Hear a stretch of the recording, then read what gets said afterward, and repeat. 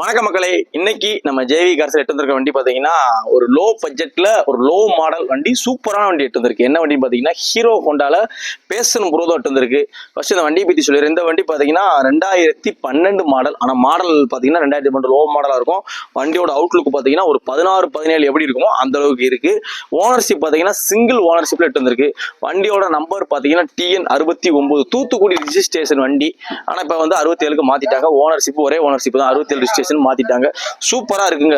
வண்டி பத்தி டயரை பத்தி சொல்லணும்னா இந்த வண்டியோட டயர் பாத்தீங்கன்னா brand new tyre, front and back brand new tyre போட்டுருக்கு. சூப்பரா இருக்கு. வண்டியில வந்து பாத்தீங்கன்னா ஒயிட் ஸ்மோக் எதுவுமே கிடையாது.